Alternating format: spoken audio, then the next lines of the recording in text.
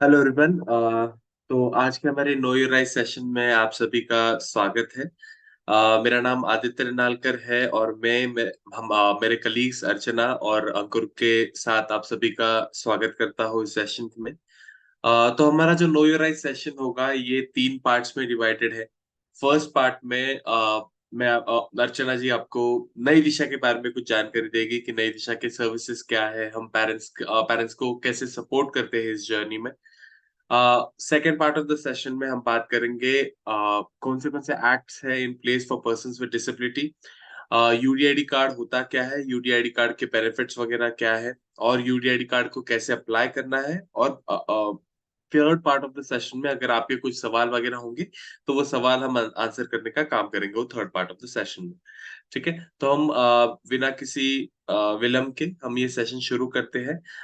तो मैं अर्चना जी को बुलाना चाहूंगा कि वो आप सभी को नई दिशा के बारे में कुछ जानकारी दे। तो अर्चना जी प्लीज। तो आई नमस्ते एम सभी शेयरिंग माय को। स्क्रीन। या।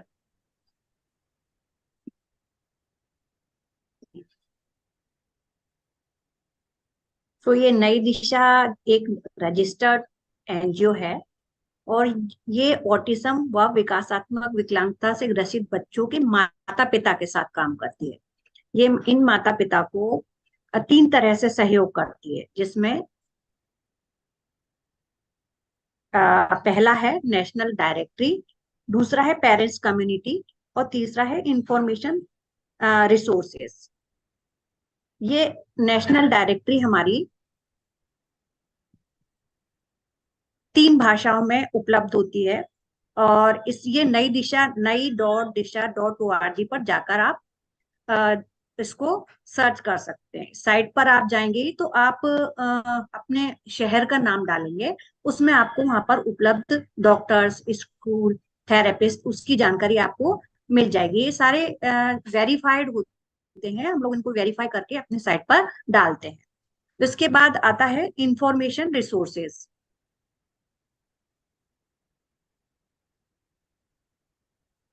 एक मिनट। हाँ।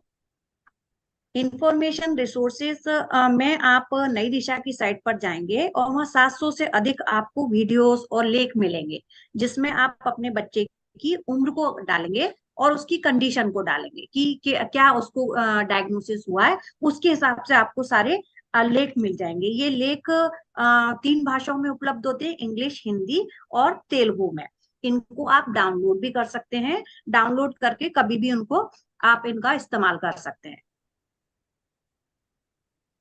ये बहुत ही सरल भाषा में उपलब्ध हैं। आपको आसानी से समझ में आते हैं, समझ में आ सकते हैं। इनको आप जब भी चाहें इनको पढ़ सकते हैं। और ये हमारे एक्सपर्ट्स द्वारा बनाए हुए हैं। ये इनको हम कभी भी, आप जब भी चाहें साइट पर जाकर यूज कर सकते हैं। तीसरा हमारा है पेरेंट्स कम्युनिटी, जिसमें सपोर्ट ग्रुप बनाते हैं व्हाट्सएप के सपोर्ट ग्रुप बनाते हैं, जिसमें कि माता पिता ही उसमें उनको उसका संचालन करते हैं। और ये आपस में एक दूसरे से बात करने के लिए होते हैं कि आप किसी भी तरह की कोई जानकारी चाहते हो, कोई अपना चैलेंज शेयर करना चाहते हो या कोई समस्या हुआ आपको, वो आप शेयर कर सकते हो और उसके उत्तर भी उसमें आपको आपस में ही मिल जाते हैं। तीसरा हम इसमें सपोर्ट ग्रुप, ये तो ऑनलाइन हो गया हमारे व्हाट्सएप ग्रुप। इसमें आप खुद भी ज्वाइन करते हैं और किसी और भी अभिभावक को ज्वाइन करने के लिए आप बता सकते हैं कि इसमें वो आकर ज्वाइन कर सकते हो। और इस तरह के हम सपोर्ट ग्रुप शहरों में भी करते हैं, जिसमें आमने सामने सभी माता पिता आपस में मिलकर अपनी जानकारी को, समस्याओं को और अपने जीवन के बारे में शेयर कर। और तीसरा हमारा है हेल्पलाइन नंबर, जिसमें 8448448996 पर आप जाकर गाइडेंस ले सकते हैं, काउंसलिंग ले सकते हैं। अपनी मेंटल हेल्थ के बारे में भी कोई अगर आपको समस्या है तो उसके बारे में भी 8 भाषाओं में आप बात कर सकते हैं। और ये सभी चीजें, जितनी भी हमारी सेवाएं हैं, ये फ्री ऑफ कॉस्ट है। इसका किसी भी तरीके का शुल्क नहीं लगता है, ये सब निःशुल्क। हमारे पास 80 से अधिक ग्रुप बने हुए हैं और 25,000 से अधिक परिवार इनमें जुड़े हुए हैं। और 720 से अधिक शहरों में हम अभी तक पहुंच बना पाए हैं अपनी। धन्यवाद। So thank you so next. Much Archana ji. हाँ, अब over to you Aditya. Thank you so much Archana ji. तो अर्चना जी की सारी बातें एक सम अप करने के लिए, नई दिशा क्या है? नई दिशा एक बेसिकली एनजीओ है जो उन फैमिलीज को सपोर्ट करने का काम करता है जिनके बच्चों को कोई भी डेवलपमेंटल डिसेबिलिटी है। जो हमारे तीन मेन सर्विसेज है वो है सर्विस प्रोवाइडर डायरेक्टरी, जिसके बारे में अर्चना जी ने बताया, इंफॉर्मेशन रिसोर्सेस और हमारे पेरेंट सपोर्ट ग्रुप्स। तो इन सारी सर्विसेज का लाभ लेने के लिए आप हमारे वेबसाइट nai-disha.org जा सकते हैं। आपको विस्तार में पढ़ने को मिलेगा, वहां पे आपको सारी जानकारी वहां से उस वेबसाइट से उपलब्ध होगी। और या फिर आप हमारे हेल्पलाइन नंबर जो है 8448448996 पे कॉल कर सकते हैं और हमारे काउंसलर्स आपसे कनेक्ट करेंगे। तो अगर आपके बच्चे के रिगार्डिंग आपको कोई भी काउंसलिंग, कोई भी मेंटल हेल्थ सपोर्ट, कोई भी गाइडेंस को अगर आपको चाहिए होगा, तो आप उस हेल्पलाइन नंबर पे कॉल करके वो गाइडेंस आप प्राप्त कर सकते हैं। ठीक है। मेरी टीम आपको कमेंट, जो आपका यूट्यूब का कमेंट सेक्शन है वहां पे हमारा जो हेल्पलाइन नंबर है वो वहां पे डालती रहेगी। ठीक है। ओके। तो let's move to the main part of the session, know your right session. हम अभी बात करेंगे कि यूडीआईडी क्या है और क्या सारी राइट्स एंड इंस्टीट्यूशंस प्लेस में है। I am sharing my screen.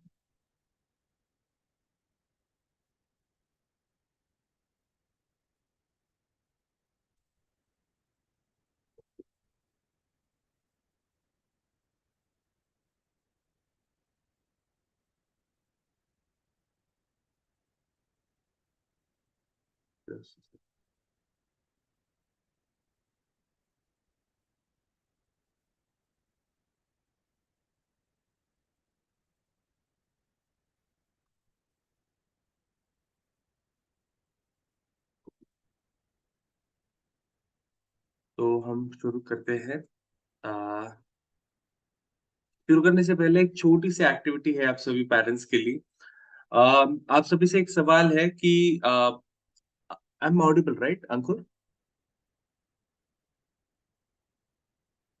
या मेरा या आवाज आ कर, रहा है ना? या okay. Okay great. Yes Aditya. Okay.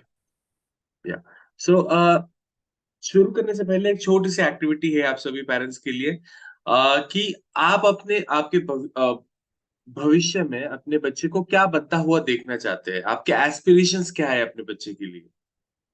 का मतलब इन द सेंस कि मैं अपने बच्चे को डॉक्टर बनता हुआ देखना चाहता हूँ, मैं अपने बच्चे को इंजीनियर बनता बनता हुआ देखना चाहती हूँ, या फिर सेल्फ सफिशिएंट इंडिपेंडेंट बना देखता चाहती हूँ।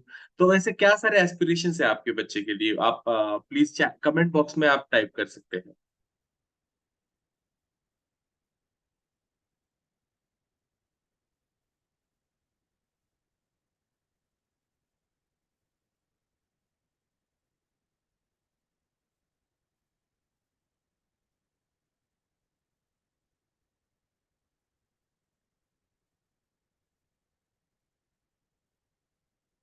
कमेंट सेक्शन आप यूज कर सकते हैं पेरेंट्स।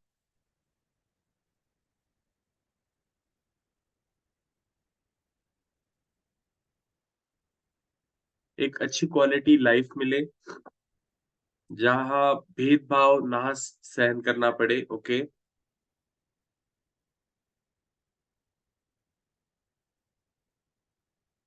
तो इंक्लूसिव एक सोसाइटी होनी चाहिए।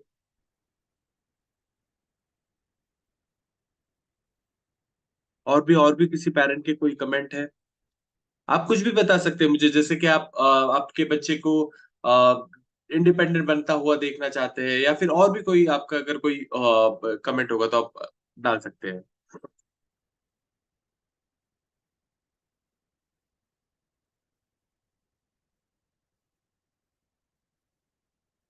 To lead a happy life and pursue a career which he likes. Great. Okay. और भी कोई पेरेंट?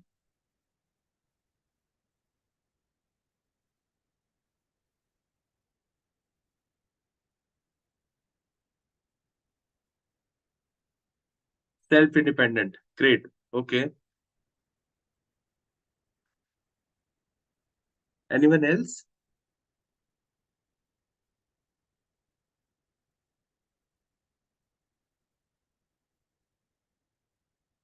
ओके।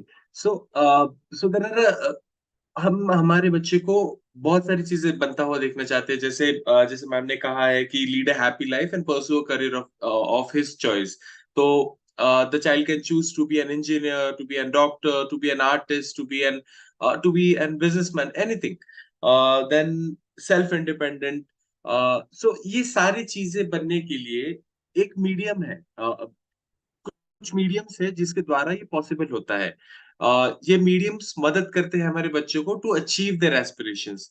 तो can parents guess what are these mediums?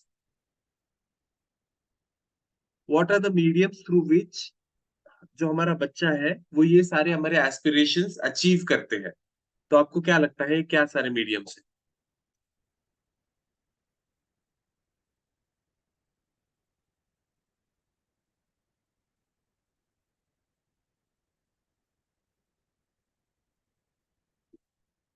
Inclusive education, okay.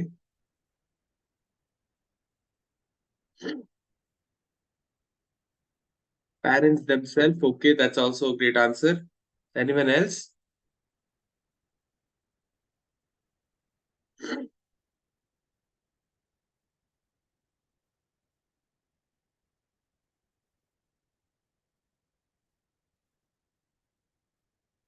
आप पार्टिसिपेट कीजिए पेरेंट्स, ताकि एक सेशन थोड़ा सा और बन सके अच्छे से। अच्छे teachers, okay. Supporting environment, okay. One more answer, I am waiting for one more answer.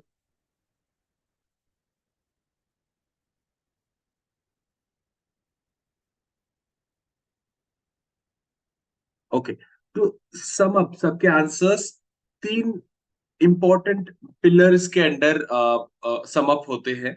सो तीन इंपॉर्टेंट मीडियम से थ्रू विच हमारा जो बच्चा है they can achieve their aspirations, या फिर हमारे पेरेंट्स के एस्पिरेशंस।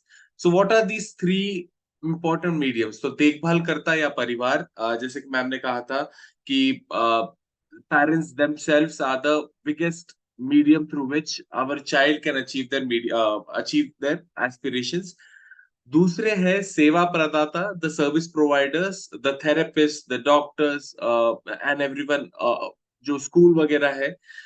तो वो मदद करते हैं हमारे बच्चे को एस्पिरेशंस अचीव करने के लिए। और थर्ड है सरकार, जो supporting environment, love and care also. So love and care सब जो हमारे देखभाल करता है, they also provide love and care. Thank you for the answer. So government, talking about government, जो ये सपोर्टिव एनवायरनमेंट, इंक्लूसिव एजुकेशन, ये सारी चीजें जो है ये हमारे सोसाइटी में लाने का काम करती है सरकार।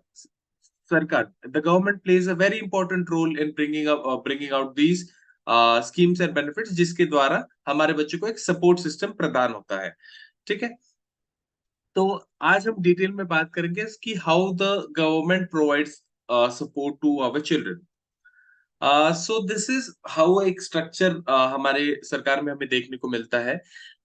सरकार में एक विकलांगता सशक्तिकरण विभाग, department of empowerment of persons with disability है, जो राइट्स, इंस्टीट्यूशंस और स्कीम्स लाने का काम करता है।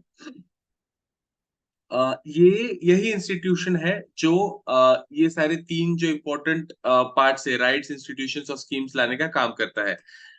सो कुछ इंपॉर्टेंट एक्ट जो आप सभी को पता होने चाहिए वो है rights of persons with disability act 2016, फिर एक national trust act of 1999, and then right to education act of 2012।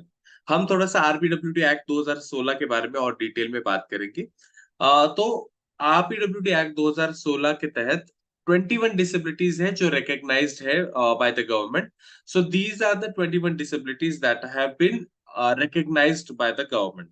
ठीक है। इसमें ऑटिज्म स्पेक्ट्रम डिसऑर्डर आता है, सेरेब्रल पाल्सी आता है, मस्कुलर डिस्ट्रोफी है, देन इंटेलेक्चुअल डिसेबिलिटी है, स्पेसिफिक लर्निंग डिसेबिलिटी है। So these are the 21 disabilities जो आरपीडब्ल्यूडी एक्ट 2016 के तहत रिकॉग्नाइज्ड है। तो आप एक बार पढ़ सकते हैं इसे।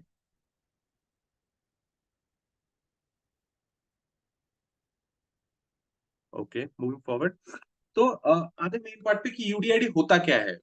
जो आरपीडब्ल्यूडी एक्ट है, आरपीडब्ल्यूडी जो department of empowerment of persons with disability है, उन्होंने ये प्रोजेक्ट शुरू किया था विद एन एम कि एक ऐसा कार्ड रहे जिसके द्वारा आप सारे बेनिफिट्स को अप्लाई कर सकते हैं, और एक ऐसी जगह रहे, एक ऐसा प्लेटफॉर्म रहे जहां से आप सारे स्कीम्स एंड बेनिफिट्स, सारे जो आपके डॉक्यूमेंट्स जैसे यूडीआईडी कार्ड, जैसे डिसेबिलिटी सर्टिफिकेट हो गया, तो वो सारे आप वहां से इशू कर सकते हैं। सो this is how UDID unique disability ID card looks like. यहाँ पे पर्सन विद डिसेबिलिटी का नाम है, उनका यूनिक आईडी नंबर है, उनका डिसेबिलिटी टाइप है कि कौन से प्रकार की डिसेबिलिटी है उन्हें, उनका year of birth, percentage of disability, कब से कब तक वैलिड है, वो सारी चीजें यहाँ पे मेंशन होती है।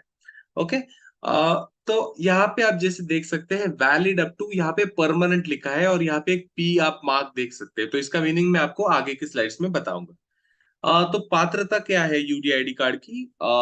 यूडीआईडी कार्ड की पात्रता है कि इंडियन सिटीजन होने चाहिए, और आरपीडब्ल्यूडी एक्ट 2016 के तहत जो 21 डिसेबिलिटीज जो मैंने आपको दिखाई पिछले स्लाइड्स में, उस डिसेबिलिटी में से एक डिसेबिलिटी होनी चाहिए। ओके। और उनका जो परसेंटेज ऑफ डिसेबिलिटी है, ये 40 या फिर उससे अधिक होना चाहिए। आपको 40% के नीचे भी अगर डिसेबिलिटी परसेंटेज अगर रहा, तो यूडीआईडी कार्ड मिल जाता है, लेकिन बहुत सारे बेनिफिट्स को एक क्राइटेरिया होता है कि 40% के ऊपर होना चाहिए। तो आप वो बेनिफिट्स का लाभ नहीं ले सकते अगर 40% के नीचे डिसेबिलिटी है तो। ओके। मूविंग फॉरवर्ड, दो प्रकार के यूडीआईडी कार्ड है, एक है परमानेंट और एक है टेम्पररी, जो मैं आपको दिखा रहा था ये पिछले स्लाइड में कि यहाँ पे लिखा है वैलिड अप टू परमानेंट। तो ये क्या होता है कि परमानेंट कार्ड जो है, ये 18 वर्ष से ऊपर जिनकी आयु है उनको परमानेंट कार्ड दिया जाता है, और 18 वर्ष से नीचे जो जिनकी आयु है उन्हें टेम्पररी कार्ड दिया जाता है। अब ये डिफरेंस क्यों, टेम्पररी कार्ड परमानेंट कार्ड? क्योंकि ये बिलीव करते हैं कि 18 साल के नीचे जो बच्चे होते हैं, थ्रू थेरेपीज एंड इंटरवेंशंस, वो परसेंटेज ऑफ डिसेबिलिटी जो है वो घटाया जा सकता है, या फिर वो चेंज करते रहता है, ये कम होता है, ज्यादा होता है। तो इसीलिए एक एक परमानेंट डिसेबिलिटी परसेंटेज पाने के लिए वो एक डिफरेंस होता है कि टेम्पररी कार्ड और परमानेंट कार्ड दिया जाता है। लेकिन 18 साल के बाद जब बच्चा हो जाता है, 18 साल से ऊपर जब हो जाता है, तब उन्हें परमानेंट कार्ड दे दिया जाता है। ओके। तो डिफरेंस क्या है यूडीआईडी कार्ड और डिसेबिलिटी सर्टिफिकेट? इसमें डिफरेंस क्या है? यूडीआईडी कार्ड जो है ये पूरे भारत में लागू है, और डिसेबिलिटी सर्टिफिकेट जो है ये सिर्फ स्टेट में वैलिड है। जैसे महाराष्ट्र का डिसेबिलिटी सर्टिफिकेट आपका कहीं और नहीं चलेगा, एमपी या फिर यूपी में नहीं चलेगा, और यूपी का डिसेबिलिटी सर्टिफिकेट आपका महाराष्ट्र में नहीं चलेगा। ठीक है। और यूडीआईडी कार्ड जो है ये पूरे भारत में वैलिड है, इसका कुछ लिमिट्स नहीं। कुछ स्टेट्स है जैसे कि वेस्ट बंगाल, जहाँ पे अभी रिसेंटली अभी अभी यूडीआईडी कार्ड लागू हो रहा है, तो उसमें थोड़ा सा टाइम लगेगा। यूडीआईडी कार्ड जो है सभी फायदे पाने के लिए आपको सिर्फ एक कार्ड की जरूरत है, लेकिन डिसेबिलिटी सर्टिफिकेट के साथ आपको बाकी सारे डॉक्यूमेंट्स भी, बाकी सारे दस्तावेज भी आपको जोड़ने पड़ेंगे। ठीक है। यूडीआईडी कार्ड जो है इसका ऑनलाइन आवेदन किया जा सकता है, स्वावलंबन कार्ड .gov.in, इस वेबसाइट से ऑनलाइन एप्लीकेशन कर सकते हैं आप यूडीआईडी कार्ड का। और डिसेबिलिटी सर्टिफिकेट जो है इसको अप्लाई करने का पूरा ऑफलाइन प्रोसेस है। आप आपके स्टेट सिविल हॉस्पिटल में जाके, सॉरी डिस्ट्रिक्ट सिविल हॉस्पिटल में जाके आप उसका पूरा एप्लीकेशन कर सकते हैं। लेकिन जब से स्वावलंबन कार्ड .gov.in ये वेबसाइट आई है, तब से यूडीआईडी कार्ड के लिए जब आप अप्लाई करते हैं तो आपका साथ में डिसेबिलिटी सर्टिफिकेट भी आ जाता है। तो it's a very convenient process, जिसके द्वारा आपको यूडीआईडी कार्ड और डिसेबिलिटी सर्टिफिकेट दोनों साथ में मिल रहे हैं। ठीक है। ठीक है, तो आते हैं प्रोसेस पे, यूडीआईडी कार्ड का क्या प्रोसेस है। तो 50% ऑनलाइन प्रोसेस है, 50% ऑफलाइन प्रोसेस है। जो ऑनलाइन प्रोसेस होने के बाद आपको हॉस्पिटल में जाना पड़ता है असेसमेंट प्रोसेस के लिए। दोनों प्रोसेस करना बहुत अनिवार्य है। ऐसा नहीं कि पहला मैंने ऑनलाइन प्रोसेस कर लिया और मुझे कार्ड मिल गया, वैसा नहीं है। आपको ये जो पूरा प्रोसेस है कंप्लीट करना होगा। सो स्टेप 1 है आवेदन, which is an application process, जिसमें आप जाएंगे स्वावलंबन का .gov.in इस वेबसाइट पे। यहाँ पे आप देख सकते हैं apply for disability certificate and UDID card का ऑप्शन है। आप उस पर क्लिक कीजिए।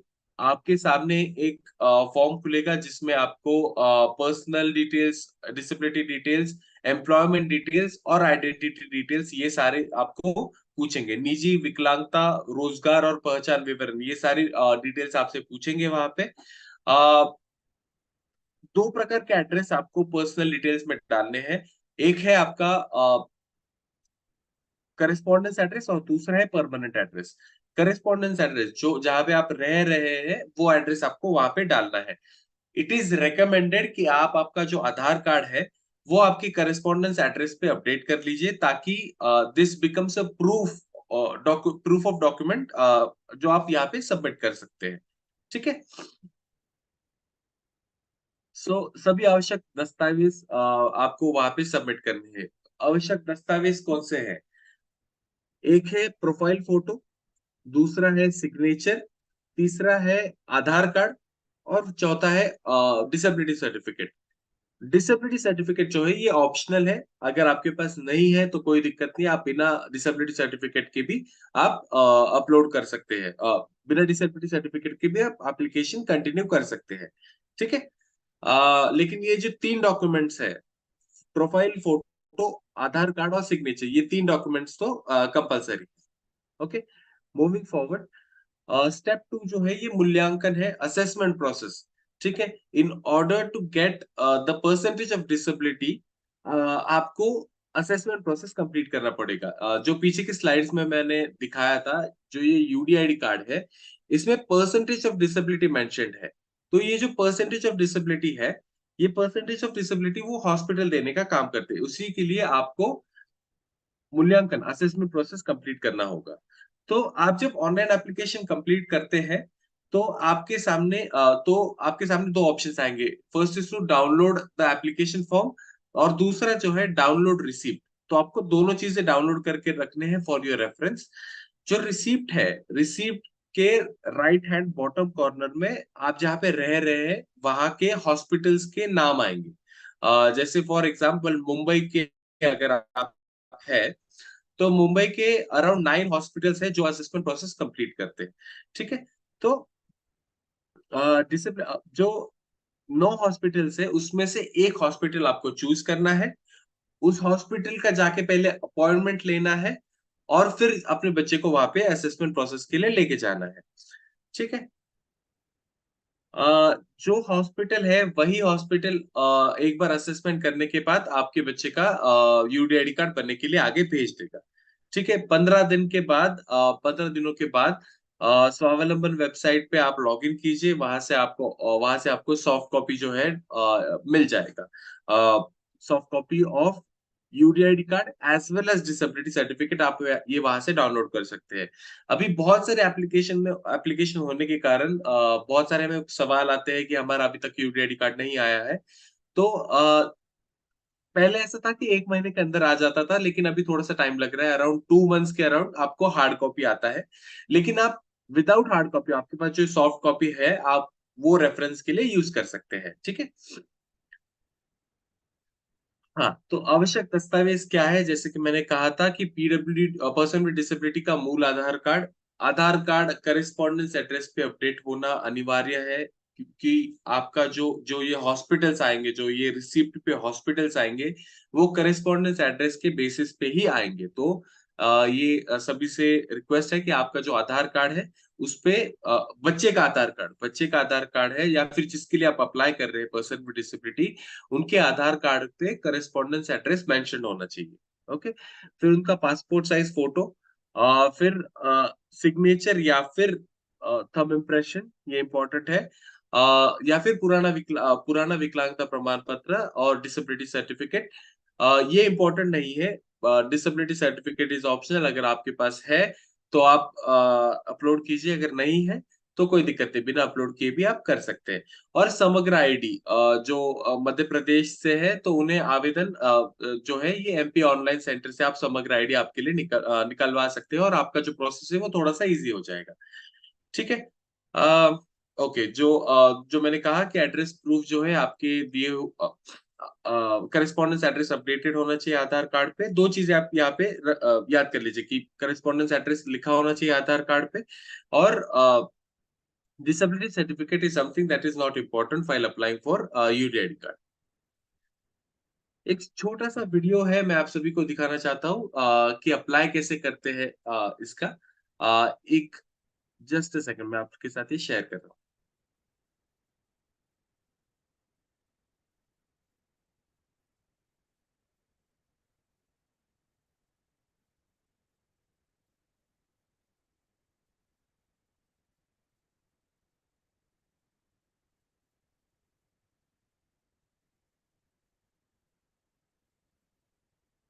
जो भी सवाल है at the end of the session में सारे सवाल लूंगा, ठीक है।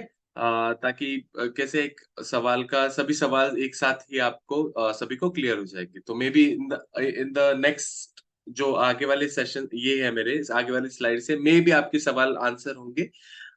तो इसीलिए हम एट द एंड सारे सवाल लेंगे। ओके, तो मैं वीडियो प्ले कर रहा हूँ, एक मिनट जस्ट।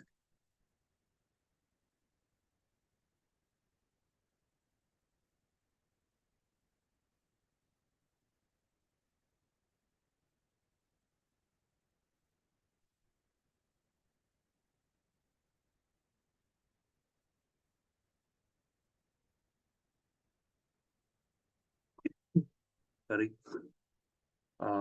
मैं अपनी स्क्रीन फिर से शेयर कर रहा हूँ।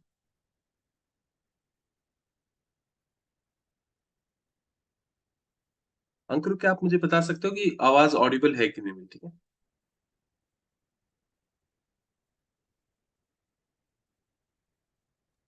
Yes, you are audible. Audible है ना? ओके, ठीक है।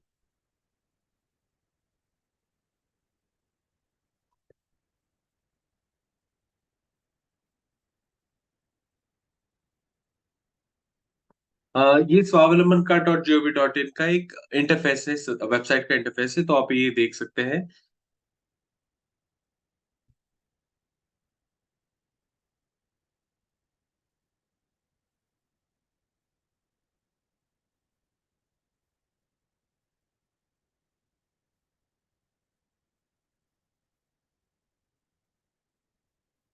जो पर्सनल डिटेल्स वाला सेक्शन है उसमें ये applicant first name, applicant middle name और एप्लीकेंट लास्ट नेम जो है, ये आपको हिंदी में भी लिखना है। आप जैसे यहाँ पे देख सकते हैं, आवेदन का पहला नाम, आवेदक का पहला नाम, ये आपको हिंदी में वगैरह हिंदी में लिखना है। अभी वेबसाइट जो है, वेबसाइट अपडेट हो गई है, तो अभी ये जो फॉर्मेट आप देख रहे हैं थोड़ा सा चेंज है इसमें। सिर्फ आपको सारी चीजें जो है एक ही पेज पे सारी चीजें देखने को मिलती है, ऐसे अलग अलग सेक्शंस नहीं है, ठीक है।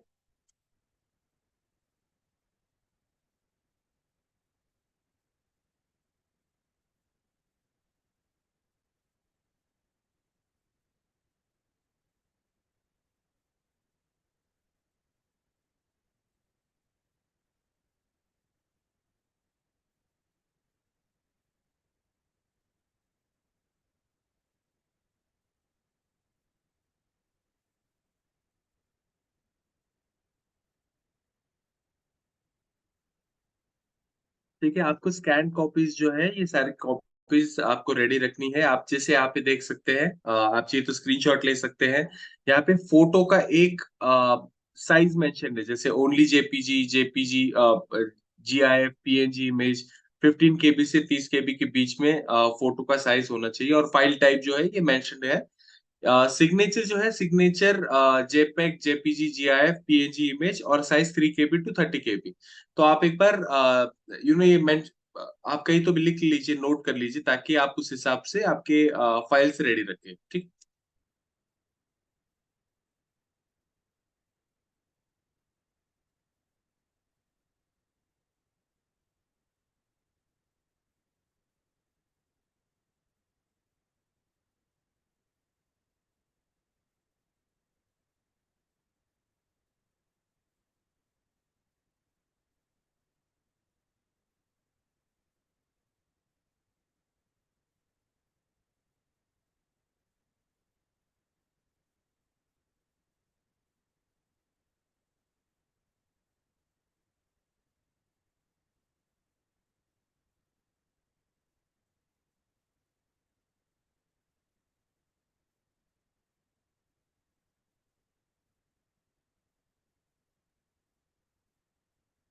जैसे कि मैंने कहा था, सॉरी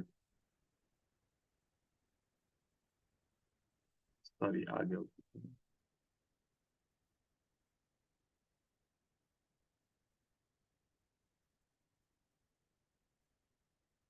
ठीक है, जैसे कि मैंने कहा था कि आधार कार्ड आपको अपलोड करना है as a proof of your correspondence address. तो आधार कार्ड आप करेस्पॉन्डेंस एड्रेस पे अपलोड अपडेट कर दीजिए। या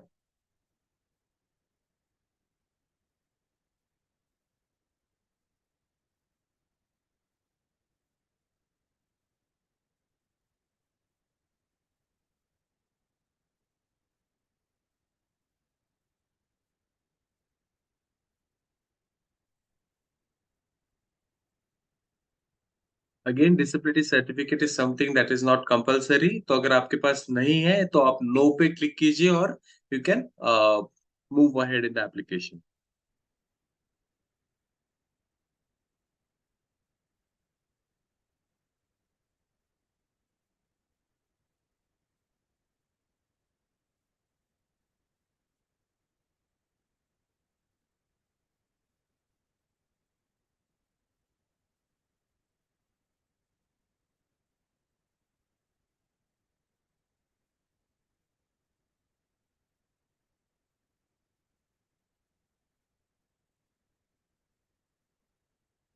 जैसे कि हमारा बच्चा जो है ये एम्प्लॉयड नहीं है, तो हम वो सेक्शन पूरा स्किप कर सकते हैं।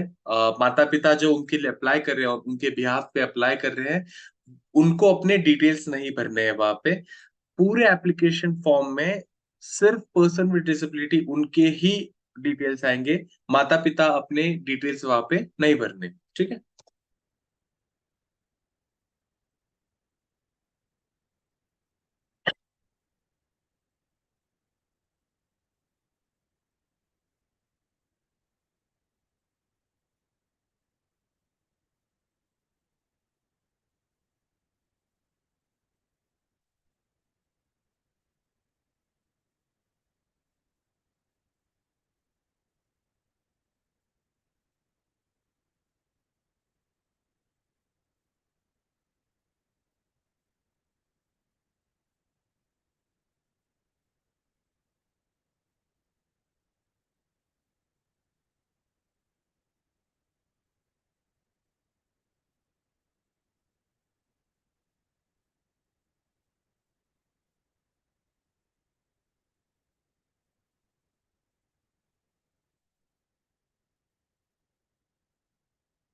20 digit enrolment number at the end of the application आपको रिसीव होगा। इसीलिए जो यहाँ पे आपको, अगर आपका ईमेल आईडी पूछा है, अगर आपका फोन नंबर पूछा है वहां पे, तो make sure that you give your active email ID and active phone number, क्योंकि जो भी एप्लीकेशन का स्टेटस वगैरह है, जो भी सारी चीजें हैं उस पे आपको तुरंत से मैसेज वगैरह आएगा। तो you will be updated on the application process. ठीक है। So moving forward, just yes.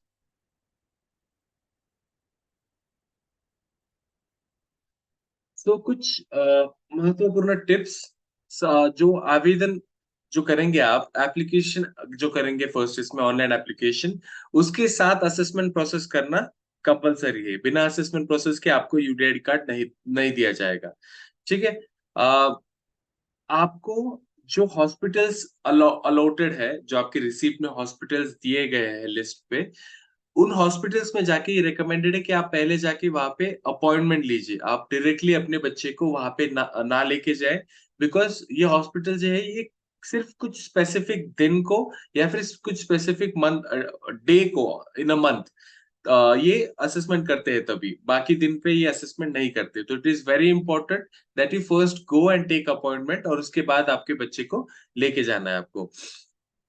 स्वावलंबन वेबसाइट पे एक बार ऑनलाइन एप्लीकेशन कर लिया, एक बार हमने असेसमेंट प्रोसेस भी कर लिया, तो इट इज वेरी इंपॉर्टेंट कि आप आपका एप्लीकेशन ट्रैक करें। जैसे जो स्वावलंबन वेबसाइट है उस पे आप जाके लॉग इन कर सकते हैं।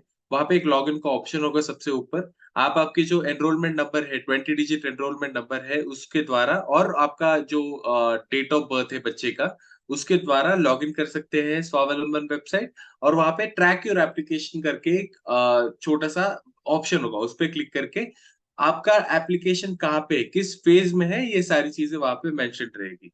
बहुत बार ये हुआ है कि पेरेंट्स के जो बच्चे हैं उनका एप्लीकेशन रिजेक्ट हुआ है, जिसके कारण, और ये पेरेंट्स को पता नहीं होता है, तो इसीलिए ये रिकमेंडेड है कि आप स्वावलंबन वेबसाइट पे एप्लीकेशन कंटिन्यूअसली ट्रैक करें। ठीक है। और हाँ, लास्ट पॉइंट वही है कि जो एप्लीकेशन जो आपको लॉग इन करना है उसके लिए आपका एनरोलमेंट नंबर और बच्चे का डेट ऑफ बर्थ होना इंपॉर्टेंट है। ठीक है। तो जो यूडीआईडी कार्ड है, जो टेम्पररी यूडीआईडी कार्ड है, उससे आपको रिन्यू कैसे करना है? तो रिन्यू करने का प्रोसेस काफी सिंपल है। आपको जो हॉस्पिटल में आप पहले गए थे, जो आपका पहला यूडीआईडी कार्ड बनाने के लिए जहाँ पे गए थे, वही आपको जाके आपका यूडीआईडी कार्ड रिन्यू करना है। तो उससे पहले आपको एक छोटा सा ऑनलाइन एप्लीकेशन करना होगा। फिर से आपको स्वावलंबन वेबसाइट पे जाना है। यहाँ पे apply for disability certificate and UDID card renewal का ऑप्शन है। उस पे आपको क्लिक करना है, जो भी डिटेल्स है भरने हैं, और उसी हॉस्पिटल में जाना है जहां पे आपने पहले असेसमेंट किया है। ठीक है। अराउंड 3 to 5 years के बीच में आपको एप्लीकेशन रिन्यू करना होगा। जो मैंने आपको यूडीआईडी कार्ड दिखाया था, उस पे दो दो चीजें थी, valid from and valid up to. तो वैलिड अप टू में एक डेट मेंशन होगी अगर वो टेम्पररी कार्ड है तो। उससे पहले आपको यूडीआईडी कार्ड जो है ये अपडेट कर रिन्यू करवा लेना है। ठीक है। तो आते हैं स्कीम्स एंड बेनिफिट्स वाले सेक्शन पे। ठीक है। सो हमने ट्राई किया है कि कुछ एक ओवरऑल होलिस्टिक स्कीम्स और बेनिफिट्स का आपको इंफॉर्मेशन दे यहाँ पे। तो हमने एजुकेशन, जो इनकम टैक्स बेनिफिट है वो, अडीप योजना जो असिस्टिव डिवाइसेस है, वो सारी चीजें यहाँ उसके बारे में इंफॉर्मेशन डाली है यहाँ पे। स्वास्थ्य बीमा, हेल्थ इंश्योरेंस जो है, और यात्रा, इसके रिगार्डिंग क्या सारी इंफॉर्मेशन है तो हम ये देखते हैं अभी। ठीक है। तो एजुकेशन, तो 6 to 18 years के बीच में अगर बच्चा है तो उन्हें अपने पास के जो गवर्नमेंट स्कूल्स है उसमें उन्हें free free and compulsory education की रिजर्वेशन है। Then government and semi government colleges में 5% सीट्स रिजर्व्ड होते हैं for persons with disability. Then अगर एक पर्टिकुलर डिग्री कोर्स का अगर क्राइटेरिया है कि बच्चा 23 years ओल्ड ही होना चाहिए, तो विद यूडीआईडी कार्ड आपके बच्चे को 5 years का एक्सटेंशन मिल जाता है, तो 23 का 28 हो जाता है वहां पे। ठीक है। जब आपका बच्चा एग्जाम देता है, बोर्ड एग्जाम्स वगैरह देता है या फिर कॉलेज में एग्जाम्स देता है, जो हायर सेकेंडरी एग्जाम्स 12th के एग्जाम्स होते हैं, तो उसमें उन्हें extra time, writer, grace marks और उचित बैठने की व्यवस्था, इन सारी चीजों के लिए वो एलिजिबल होते हैं। ठीक है। National institute of open schooling में वो अपना एजुकेशन जो है ये 5 से 7 साल के बीच में वो कंप्लीट कर सकते हैं। ठीक है। तो स्कॉलरशिप्स, कुछ स्कॉलरशिप्स के बारे में बात करते हैं कि कौन से स्कॉलरशिप्स है। इन स्कॉलरशिप के बारे में और आपको अगर डिटेल चाहिए होगी तो www.scholarships.gov.in ये पोर्टल है, इसमें बाकी सारी स्कॉलरशिप्स भी मेंशन्ड है, लेकिन ये कुछ टू इम्पोर्टेंट स्कॉलरशिप्स मैं आपको इसके बारे में जानकारी देता हूँ। प्री मैट्रिक छात्रवृत्ति, जो कक्षा 9वीं से लेके 10वीं तक है, इसमें जो भत्ता है वो 500 to 800 प्रति माह है। पुस्तक भत्ता जो है ये 1000 प्रति वर्ष है। ठीक है। और जो विकलांगता भत्ता है वो 2000 से लेके 4000 प्रति वर्ष के बीच में है। ठीक है। अब ये पोस्ट मैट्रिक स्कॉलरशिप भी है, जो 11th स्टैंडर्ड से पोस्ट डॉक्टरेट तक आपका बच्चा एलिजिबल होता है इसके लिए। तो जो भरण पोषण भत्ता है वो 550 to 1600 प्रति माह है। जो पुस्तक भत्ता है वो 1500 प्रति वर्ष है। विकलांगता भत्ता जो है ये 2000 to 4000 प्रति वर्ष है। और शुल्क वापसी, अगर अगर बीच में अगर हमारा बच्चा अगर कंप्लीट नहीं कर पाता है एजुकेशन, तो उनको फी रिफंड भी दिया जाता है। तो 1.5 लाख पर ईयर का एक फी रिफंड दिया जाता है। ठीक है। स्वास्थ्य बीमा, तो एक स्वास्थ्य बीमा पहले दो हुआ करते थे, एक स्वावलंबन स्वास्थ्य बीमा भी था, लेकिन वो डिसकंटिन्यू हो गया है। ये सबसे इम्पोर्टेंट है और ये सारे स्टेट्स में वैलिड है। निरामया स्वास्थ्य बीमा, निरामया हेल्थ इंश्योरेंस, नेशनल ट्रस्ट से ये हेल्थ इंश्योरेंस जो है ये दिया जाता है।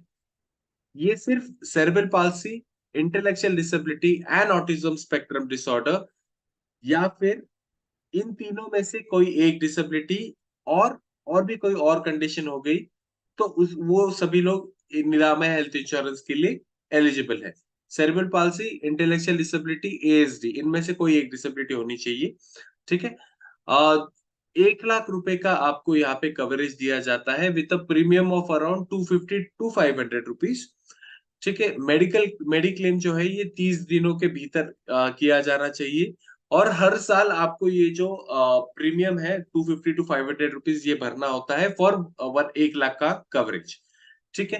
अभी इनका वेबसाइट है, निरामा हेल्थ इंश्योरेंस का वेबसाइट है, नेशनल ट्रस्ट का एक वेबसाइट है, जहाँ पे जाके आपके पर्टिकुलर डिस्ट्रिक्ट में कौन से सारे अ, कौन से सारे रजिस्टर्ड ऑर्गेनाइजेशन है जो निरामय हेल्थ इंश्योरेंस देने का काम कर रहे हैं, उनका एक लिस्ट आएगा आपके सामने।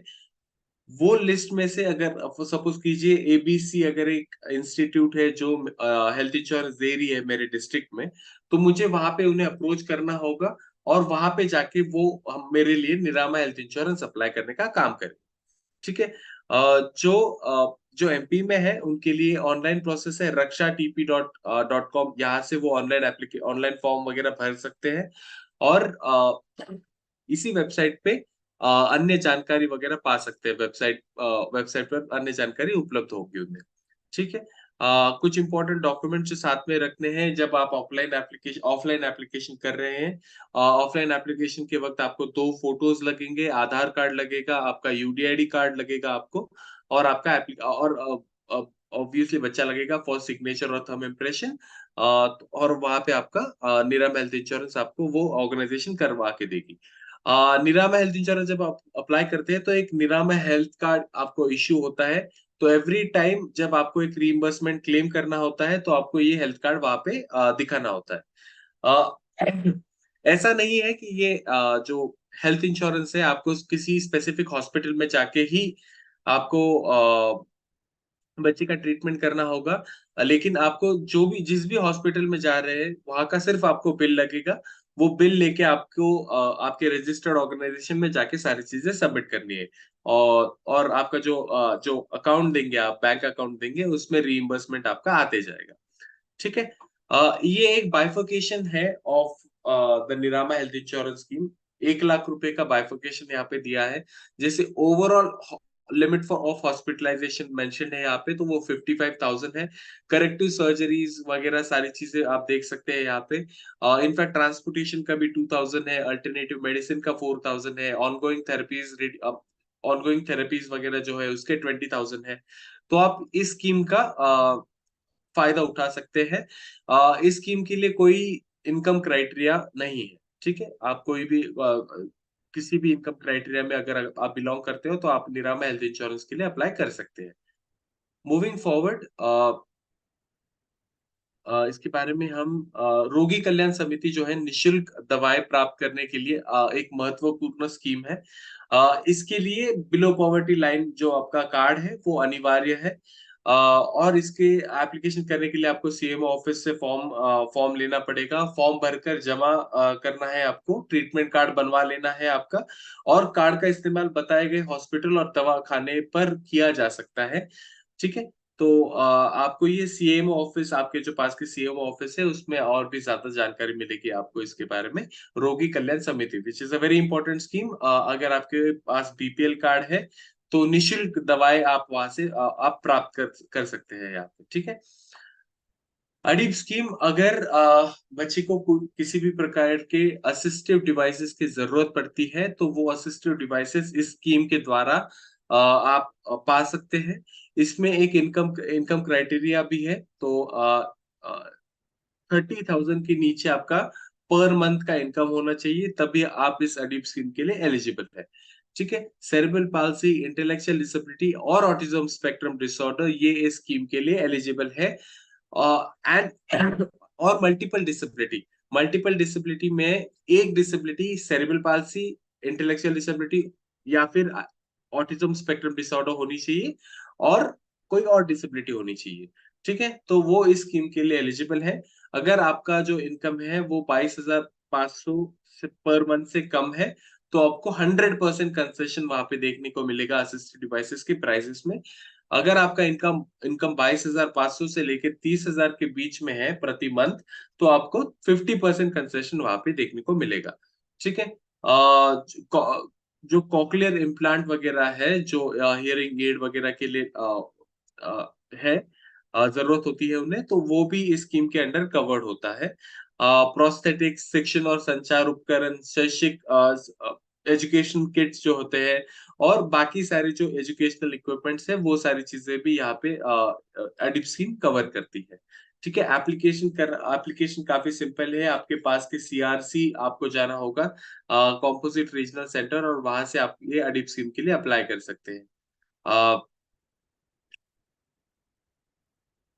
पीडब्ल्यू, जो पर्सन विद डिसेबिलिटी है, उनका एक फोटो इसके इम्पोर्टेंट है।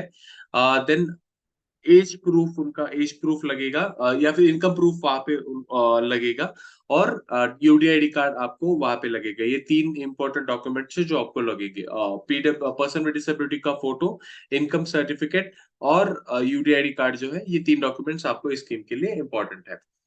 ठीक है। यात्रा रियायतें, सो 50 to 75% के बीच में कंसेशंस दिया जाता है, फॉर ट्रैवल कंसेशंस दिए जाते हैं।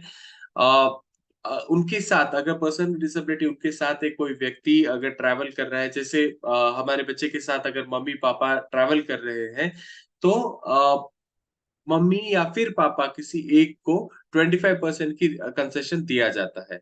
ठीक है। एयर कंसेशंस कोई नहीं है, हवाई अड्डे पर आपको कोई कंसेशन वहां पे देखने को नहीं मिलता है।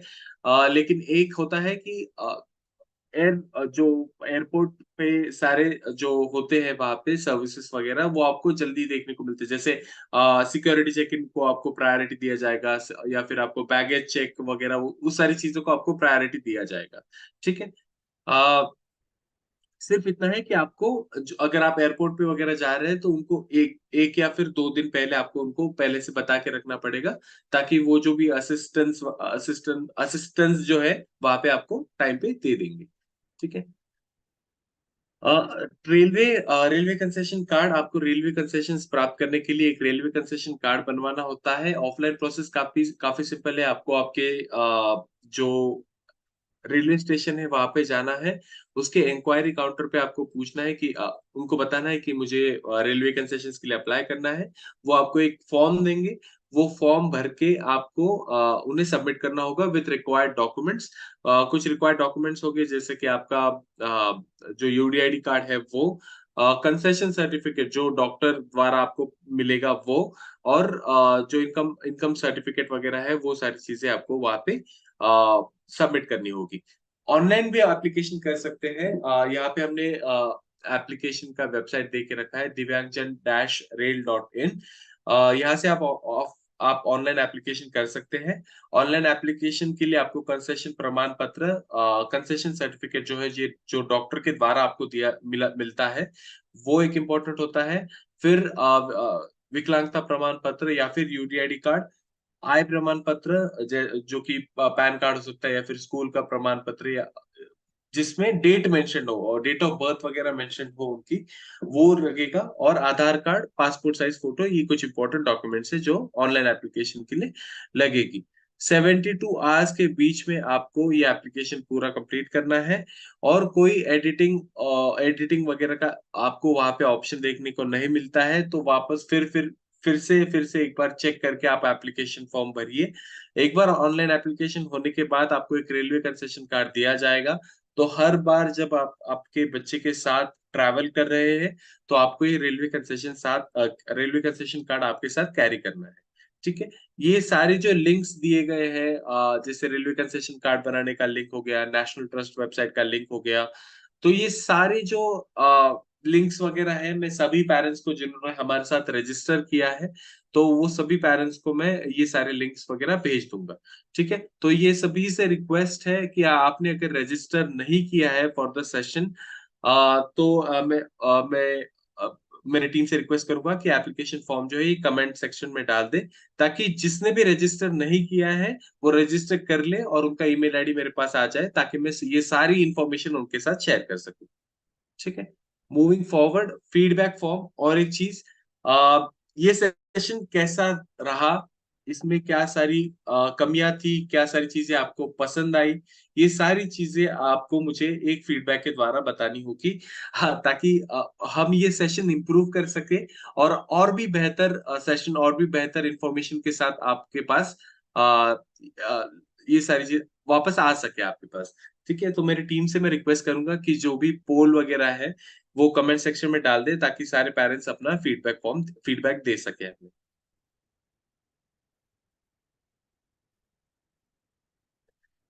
कुछ और बेनिफिट्स है, इनकम टैक्स बेनिफिट्स वगैरह है। तो फीडबैक आप जैसे ही फीडबैक मुझे देते हैं, इन द कमेंट सेक्शन पे भी आप टाइप कर सकते हैं, या फिर हमारा जो पोल वगैरह है उसे भी आप आंसर कर सकते हैं। वो होने के बाद फिर मैं आगे की सारी स्कीम्स बताऊंगा, और क्वेश्चन आंसर सेशन की तरफ हम बढ़ेंगे फिर।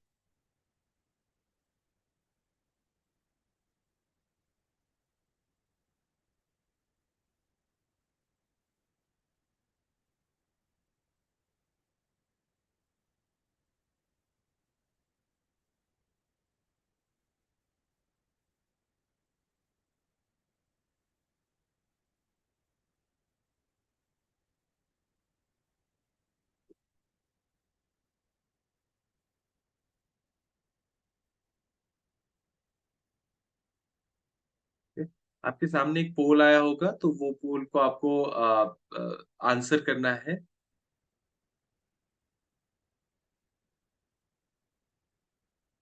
कमेंट सेक्शन में ये पोल होगा। कैसे आप जब मुझे फीडबैक देंगे, तो मैं उस पर इम्प्रूव कर पाऊंगा और भी ज्यादा इंफॉर्मेशन आपके पास लेके आऊंगा फिर। तो सभी से रिक्वेस्ट है कि आप वो पोल आंसर करें।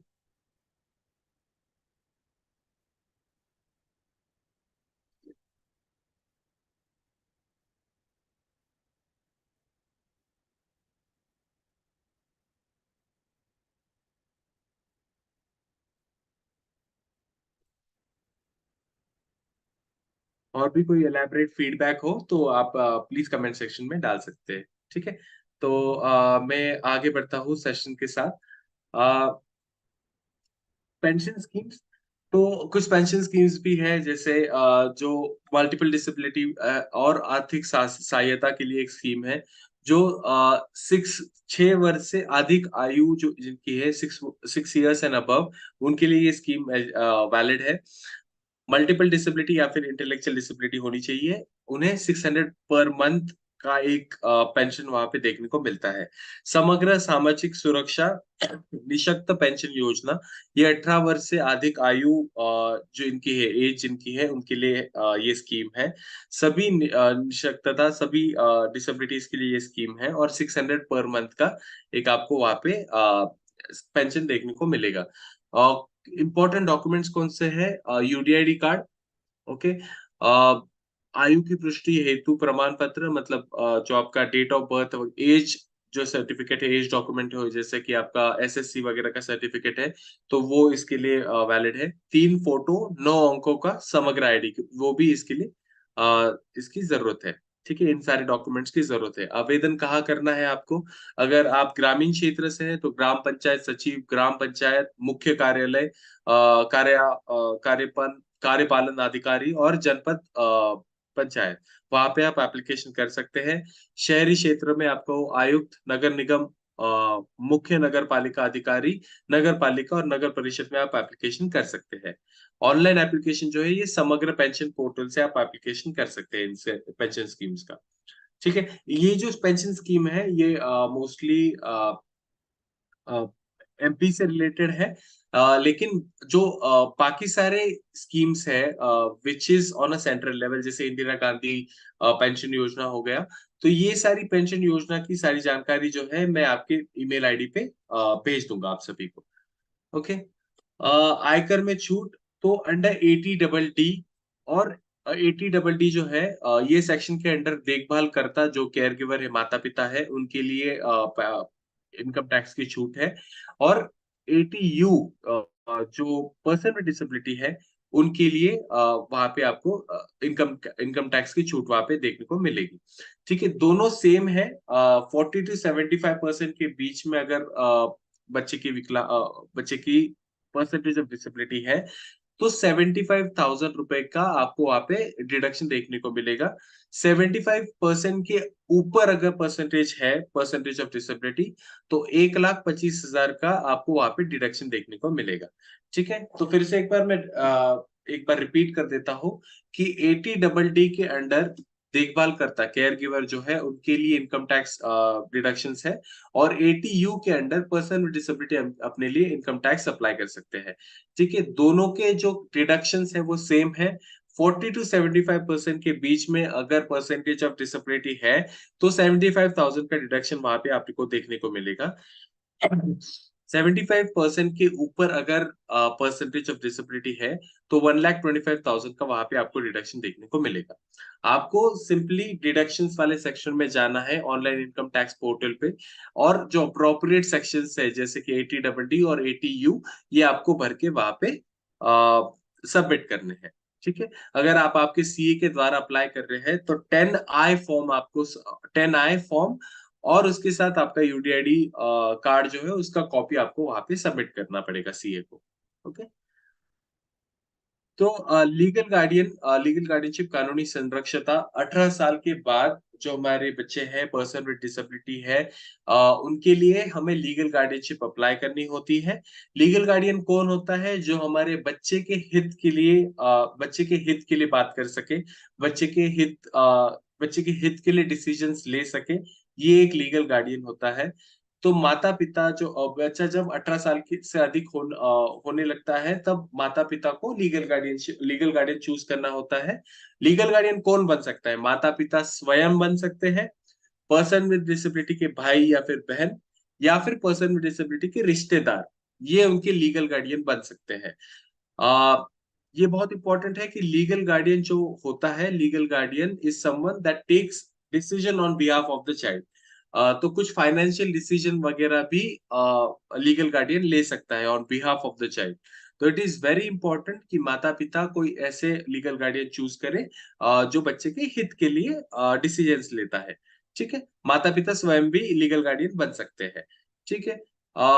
जो जैसे कि मैंने कहा, लीगल गार्डियन कुछ खून से जुड़े जो रिश्ते होते हैं, खून से जुड़े परिवार के सदस्य जो होते हैं, वो बन सकते हैं एक तो लीगल गार्डियन, या फिर कोई रजिस्टर्ड ऑर्गेनाइजेशन बन सकता है लीगल गार्डियन। ठीक है, तो कुछ आपके स्टेट में, आपके डिस्ट्रिक्ट में कुछ रजिस्टर्ड ऑर्गेनाइजेशन होते हैं जो पर्सन विद डिसेबिलिटी के लीगल गार्डियन का रोल अपने पास लेते हैं। ठीक है, जो पूरा प्रोसेस है वो लोकल लेवल कमिटी जो है, ये पूरा प्रोसेस ये मॉनिटर करती है।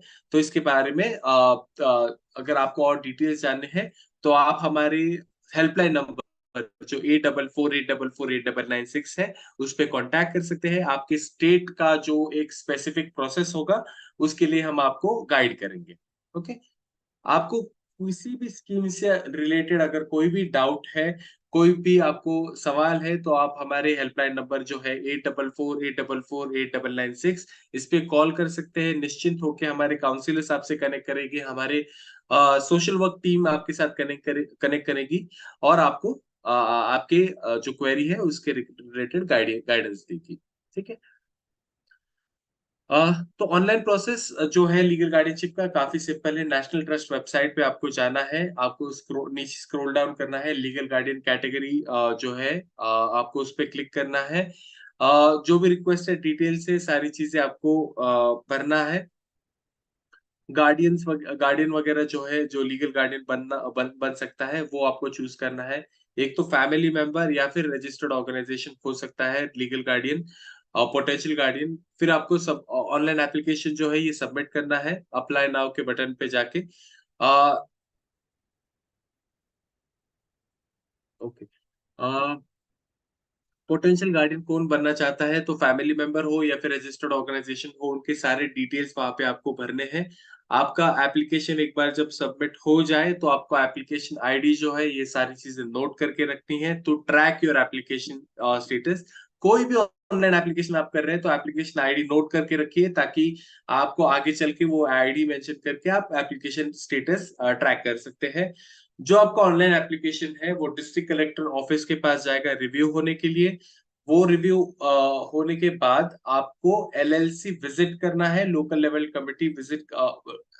ये अभी नेशनल ट्रस्ट की वेबसाइट पे ये मेंशन है कि लोकल लेवल कमेटी जो है ये पर्सन विद डिसेबिलिटी के घर पे आती है वेरीफाई करने के लिए, लेकिन बहुत बार ये होता नहीं है। तो आपको जो पर्सन विद डिसेबिलिटी है उनको डिस्ट्रिक्ट कलेक्टर्स ऑफिस, जो तहसीलदार ऑफिस है, वहां पे लेके जाना है फॉर वेरिफिकेशन पर्पस। फिर जो गवर्नमेंट ऑफिशियल रहेंगे वो रिव्यू करेंगे पूरा केस, और आपका एप्लीकेशन जो है ये अप्रूव करेंगे। ठीक है। आपको नेशनल ट्रस्ट वेबसाइट पे फिर से लॉगिन करना है विद एप्लीकेशन आईडी।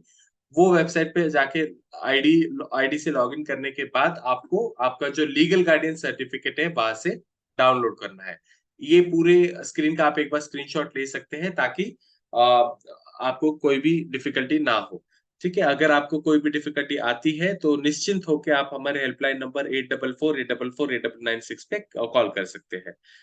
ठीक है। सहायक प्राधिकारी, अगर एट एनी पॉइंट हमें लगता है कि हमारे बच्चे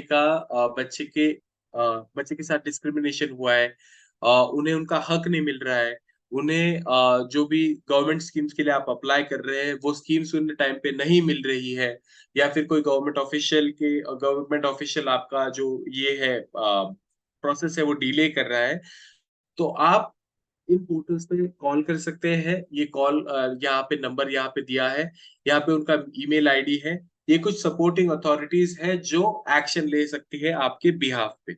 ओके।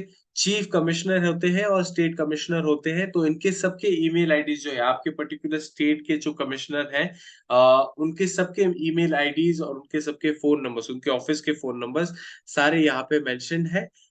तो मैं ये सारी चीजें आपको ईमेल पे भेज सकता हूँ। ठीक है। भेज दूंगा मैं आपको ये सारी चीजें।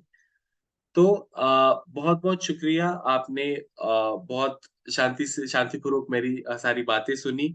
बहुत सारे सवाल भी आए हैं, तो हम क्वेश्चन आंसर सेशन की तरफ बढ़ सकते हैं। तो आपके जो भी क्वेश्चंस है आप चैट बॉक्स पे डालिए, मैं सारे क्वेश्चंस एक एक करके आंसर करते रहूंगा। अगर कोई सवाल छूट जाता है तो आपके पास हमने ऑलरेडी एक हेल्पलाइन नंबर दे दे रखा है हमारा, 8448448996। आप कॉल कर सकते हैं। हमारा जो हेल्पलाइन है ये मंडे टू सैटरडे चलता है, फ्रॉम मॉर्निंग 9 to 5। हमारे काउंसलर्स आपको वहां पे आपको आपकी क्वेरी के साथ गाइड करेंगे। ठीक है। तो आपके जो भी सवाल है आप चैट बॉक्स में डाल सकते हैं।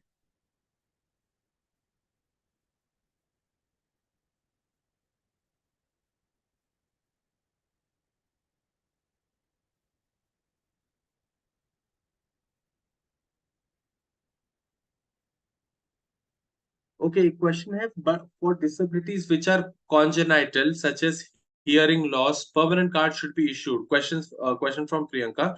So, जो डिसेबिलिटी जो ये मेंशन ये है आरपीडब्ल्यूडी एक्ट 2016 के तहत जो भी 21 डिसेबिलिटीज है, उसमें से उनमें hearing loss is a disability that is mention, that is covered. तो 18 वर्ष के ऊपर अगर आयु है तो उन्हें ये दिया जाता है और परमानेंट कार्ड दे दिया जाता है। लेकिन अगर परमानेंट कार्ड आपको इशूड नहीं है तो मे बी कुछ थेरेपी, आप जो अथॉरिटीज है उनसे पूछ सकते हैं कि why for hearing loss permanent card issue क्यों नहीं किया जा रहा है, when therapies and everything is not there for hearing loss. तो आप वहां पे उनसे पूछ सकते हैं, बट कॉकलियर इम्प्लांट वगैरह कुछ चीजें हैं जिसके द्वारा परसेंटेज ऑफ डिसेबिलिटी घटाया जा सकता है, तो maybe for that reason वो आपको वहां पे क्या बोलते हैं, परमानेंट कार्ड वहां पे आपको इश्यू नहीं हो रहा है। ठीक है। I had applied for the UDID card in July 2022. Still haven't received the physical copy of the card. तो जो हॉस्पिटल में आप जाते हैं फॉर असेसमेंट पर्पस, वही हॉस्पिटल आपका यूडीआईडी कार्ड इश्यू करने का काम करता है। तो आपके पास शायद से आपने यहाँ पे फिजिकल कॉपी मेंशन किया है, तो आई एम गेसिंग कि आपके पास ऑलरेडी सॉफ्ट कॉपी है। तो रिक्वेस्ट करता हूं मैं आपसे कि आप जिस हॉस्पिटल में गए थे फॉर असेसमेंट पर्पस, उसी हॉस्पिटल में जाके फिजिकल कॉपी के बारे में एक बार इंक्वायर कीजिए। ठीक है।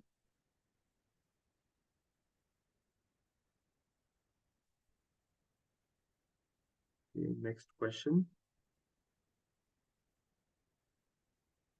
Okay, the size which is mentioned, it is too low. How to make such small size of photos and files? Rahul sir ने पूछा है ये।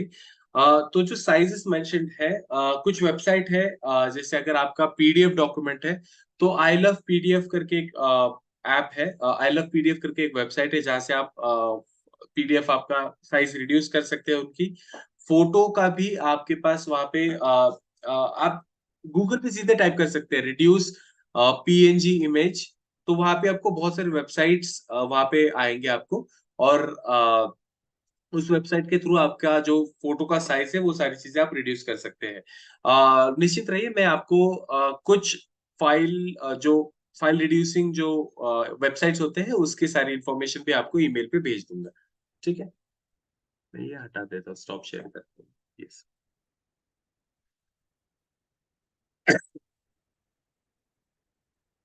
In Mumbai suburban, only Cooper Hospital is allocated for hearing impairment assessment. Help needed to get this appointment. Pradnya, okay.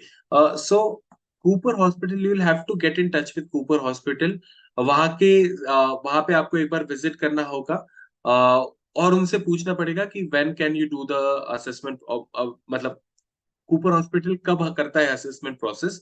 तो ये होता है कि अलग अलग डिसेबिलिटीज के लिए अलग अलग हॉस्पिटल्स जो है ये असेसमेंट करते हैं। तो for Cooper hospital you will have to get in touch with them और उनसे अपॉइंटमेंट लेना पड़ेगा। अगर हमारे पास कोई कांटेक्ट होता है कूपर हॉस्पिटल का, तो हम आपको पास कर सकते हैं। ठीक है, आप फिर भी एक बार आपकी क्वेरी जो है आप हमारे हेल्पलाइन नंबर पे रजिस्टर कर सकते हैं। Helpline number 8448448996। मैं अंकुर, आप एक बार हेल्पलाइन नंबर डाल दीजिए कमेंट में। यस।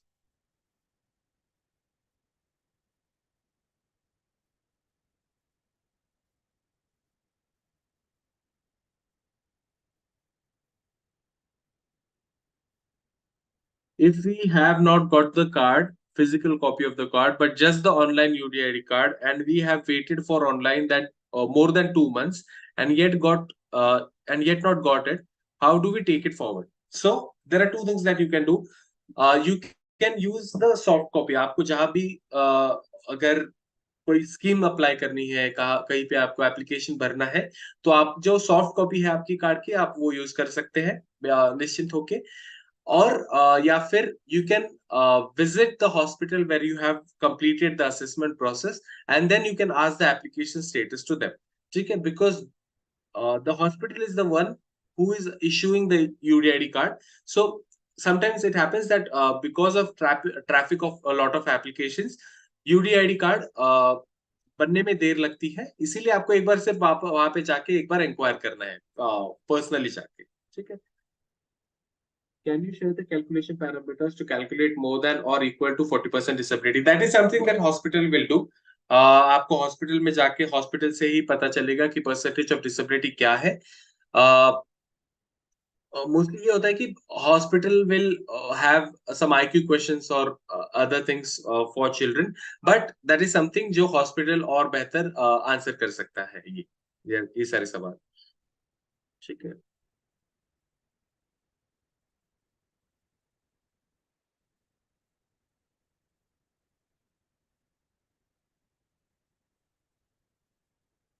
मनोज सर ने पूछा है कि I applied for Niramaya card and have got enrolment on 5th August. However, the Niramaya card is not yet generated. Status health ID is not generated, so you are not able to print Niramaya e card.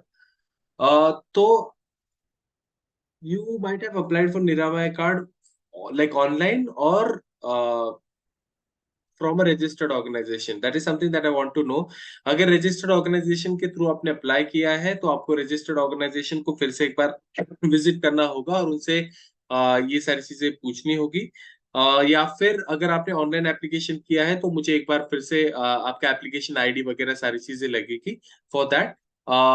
तो I request you to please contact our helpline number, which is 8448448996, and maybe we can help you there personally.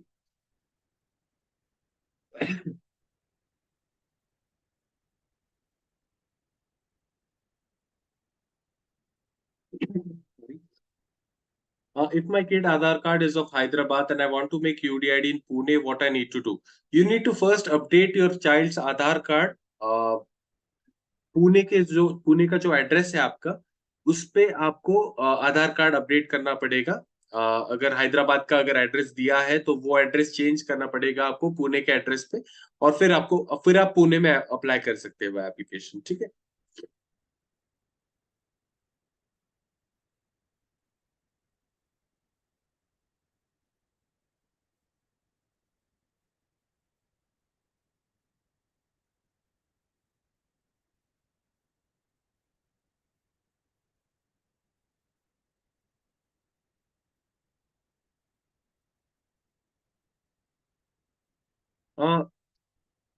I have railway concession for my son, but I am unable to book tickets online. Every time I have to go to reservation counter in person. So maybe there are a few changes कि counter को आपको visit करना पड़ेगा, and then you can get the concession because they need to first verify your concession card. लेकिन have you tried applying through the IRCTC application? IRCTC app जो है उसपे REO person with disability करके एक section है, वहां पे शायद से आप आपका रेलवे कंसेशन कार्ड का आईडी डाल सकते हैं, and then you can move forward with the ticket booking tickets. But maybe you can contact our helpline number. Maybe we can take this in person because I first need to know which state do you reside in, so that उसका अगर कुछ अलग से कुछ information हमारे पास होगा तो we can help you with the same. Yeah. What about reservation in private colleges or medical colleges? So government and semi-government colleges have reservations, but in private colleges or medical colleges, it is up to them that they provide, if they provide any kind of reservation. In the state of Maharashtra, if you talk about, her college के लिए reservations होते हैं for person with disability, for armed forces, caste wise reservations. तो you can check them out on the website जो है, website पे आप choose कर सकते हो, या फिर you can try contacting their admission team for more information. Okay.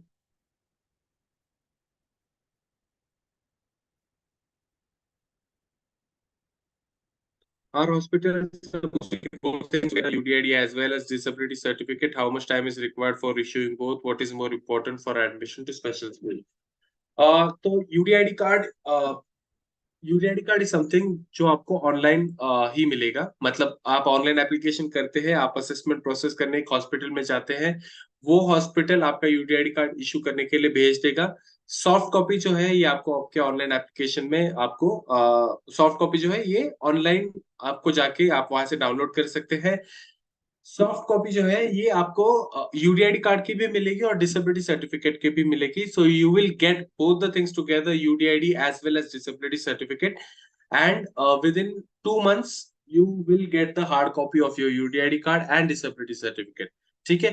In case you don't get it in 2 months, in case you don't get a physical copy in 2 months, आपको फिर से जाके उसी हॉस्पिटल में विजिट करना है जहाँ पे आपने असेसमेंट प्रोसेस किया था और इंक्वायरी करनी है। ठीक है। सो समटाइम्स इट हैपेंस कि वो वेरीफाई नहीं करते हैं या फिर कुछ चीजें उनकी साइड से रह जाती है, तो वो करने के बाद तुरंत से आपका यूडीआईडी कार्ड आ जाएगा। ठीक है। What is more important for admission to a special school? Not that depends on the special school, लेकिन it is UDID card is something that is now being made mandatory for मतलब वो एक identity document that is being mandatory for everything.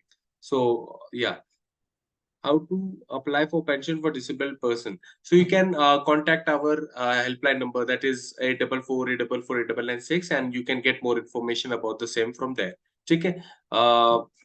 yeah, because we need to first know your state and everything, so we'll be guiding you accordingly.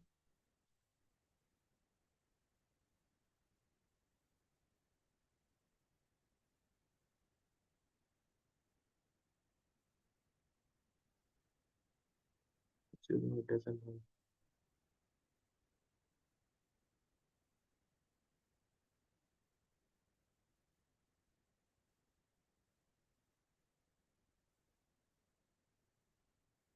Okay, with children who are deaf and hard of hearing, they should get permanent card as they are dependent on hearing aids or cochlear implants for life. How do we make representation to the government?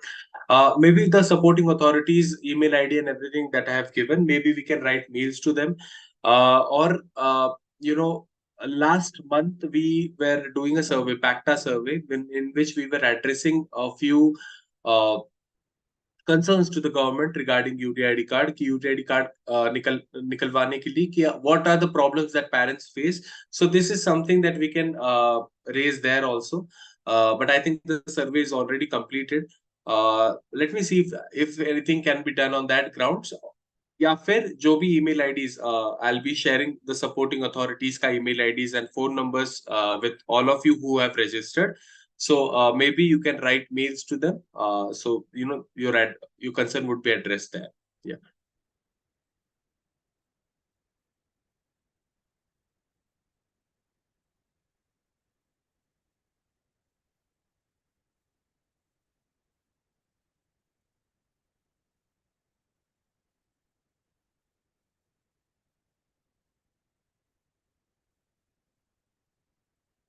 I would also like information on procedure for assessing children with multiple disabilities to get the requisite ID card. I think for that we need to contact the hospital. So as soon as we get information on that, maybe we can have a session on that, or we can have the information circulated on our parent support groups.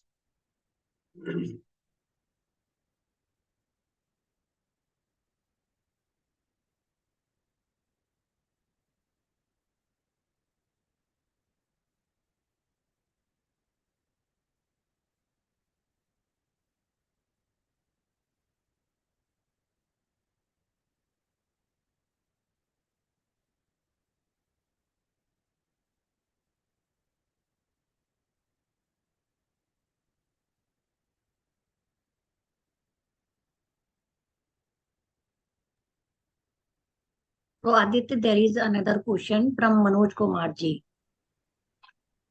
Okay. I have applied for Niramaya card and have got enrollment on 5th August. However, the Niramaya card is not yet generated. Status health ID is not generated, so you are not able to print Niramaya card. So what they can Yeah, do yeah, for that? I have answered that question. Yeah, he has commented also कि from registered organization offline. So you can contact the registered organization because maybe आपका application कहीं तो भी अटक गया है in the कुछ procedures वगैरह में, तो आप registered organization को contact कर सकते हो for more information. Okay. Okay. So I've tried answering all of the questions. कुछ questions ये थे कि uh,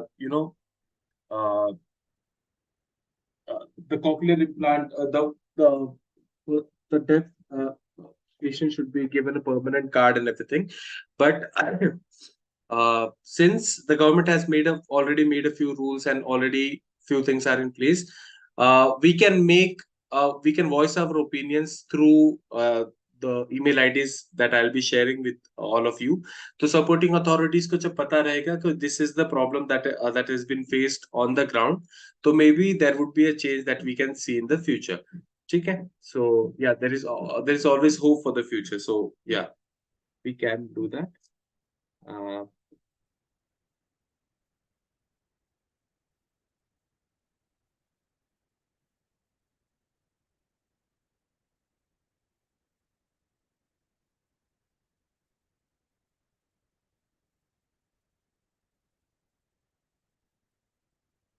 or can you share a sample of the contents of the letter from the doctor for concessions? Sure, I can do that. On the mail, I can share a few. Sample of the contents of the letter. Like the concession certificate, are you asking for? That concession certificate that doctors give to person with disability.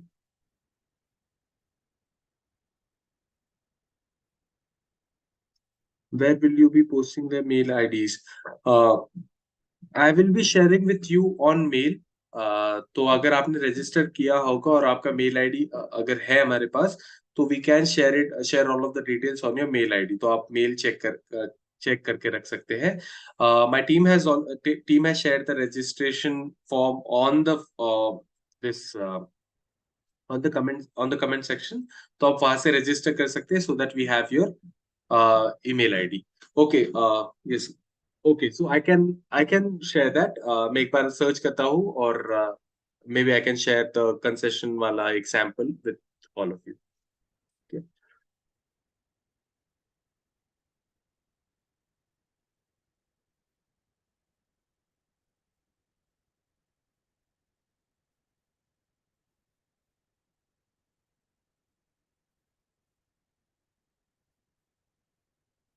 I hope आप सभी के सवाल answered है.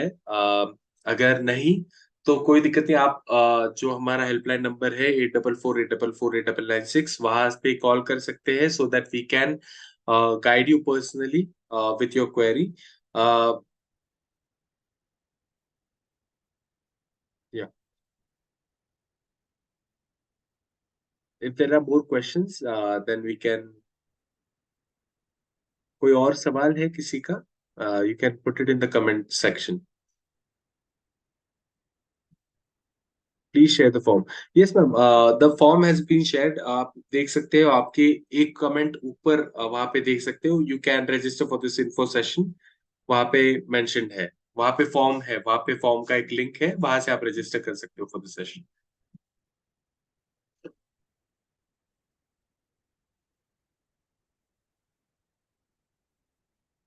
या my team has again shared the form so you can check it out. Also, I request all of the parents that have joined now, you can follow us on Instagram, you can follow us on Facebook, you can subscribe to us on YouTube, because there are a lot of live sessions that we do, live informative sessions that we do. If more and more parents connect with us there, तो हमें idea रहेगी कि parents को और किस information की जरूरत है. So can we can build on our information directory accordingly. So I request all of you to subscribe to us on YouTube. और यू नो हमारे YouTube चैनल पे सब्सक्राइब कर सकते हो. Instagram चैनल पे आप हमें फॉलो कर सकते हैं और Facebook पे भी फॉलो कर सकते हैं, ताकि आप अपडेटेड रहे कि कौन से लाइव सेशंस या फिर हम कुछ और ऑर्गेनाइज कर रहे हैं. तो and you can show your support there. या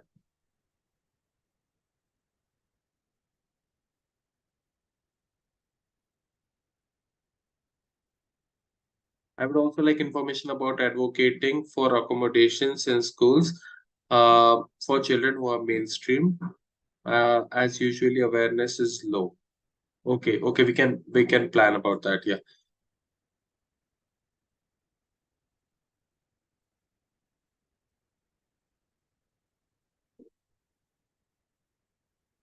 So just a heads up, we would be organizing a session next month और national institute of open schooling, जहाँ पे हम एनआईएस के बारे में और भी ज्यादा डिटेल में बात करेंगे पेरेंट्स के साथ. तो I request everyone to subscribe to the channel and follow us on Instagram, ताकि हम आपको इंफॉर्मेशन आपके साथ शेयर कर सके. आप अपडेटेड रहे उस सेशन के बारे में.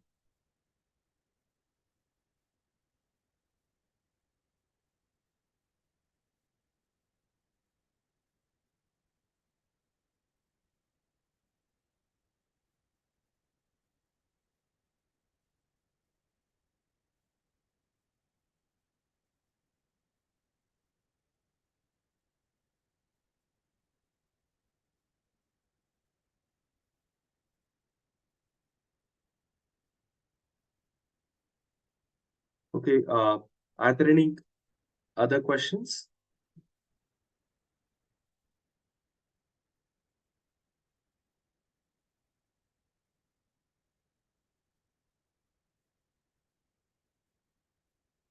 If there are not, then we can close the session.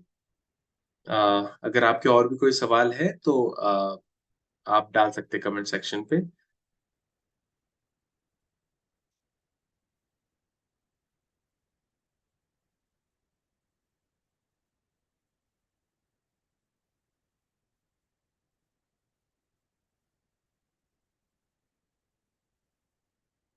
So my team has also shared a feedback form.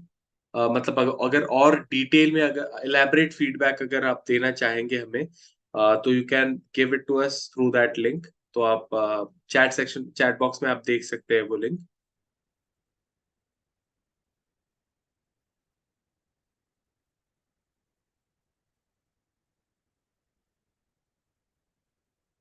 If there are not any questions, then we can close the session.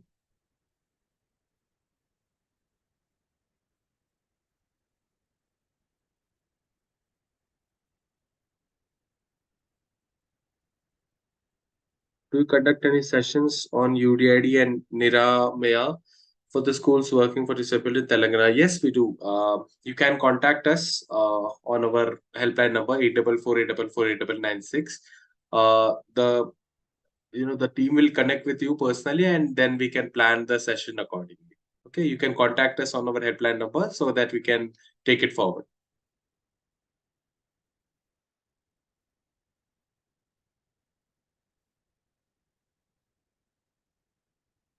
Yeah, thank you so much. What are the provisions for admission of a child with autism in mainstream schools in India? I'm based out of Nagpur. Provisions of admissions. Since I am the Secretary General for the Federation of NGOs. Okay.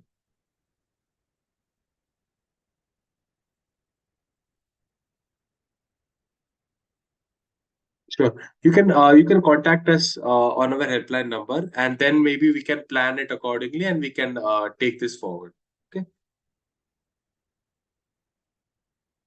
We can obviously conduct a big online session on Zoom or maybe Google Meet, whatever you're comfortable with, and or in person if that is required, and we can take it forward. Yeah.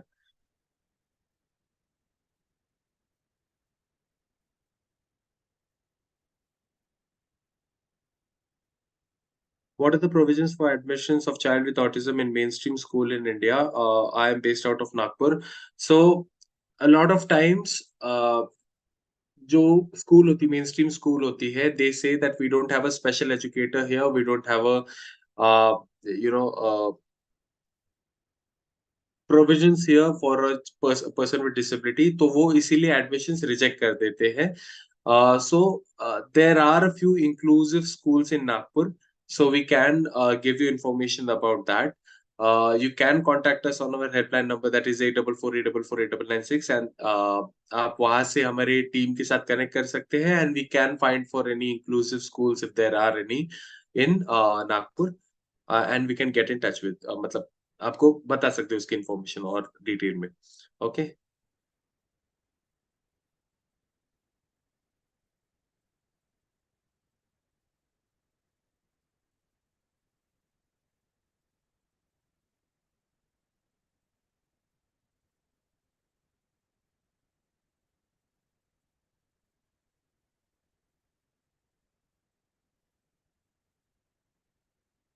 Okay, so uh, if there are no questions, then we can close the session. What about information about RT? Would you be conducting a session about this? Yeah, sure. In the future, Right to Education, we would be preparing a deck, informative deck, और उसके basis पे हम एक session conduct करेंगे. So stay tuned on our YouTube और Instagram बाकी channels जो हमारे. So we'll be sure sharing information about that in the near future. Sure.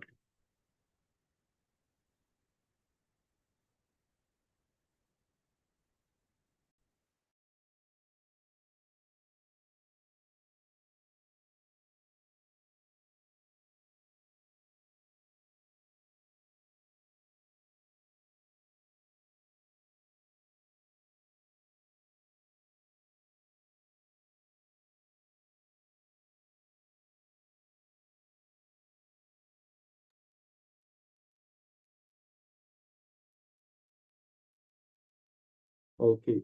Are there any other questions that we can answer?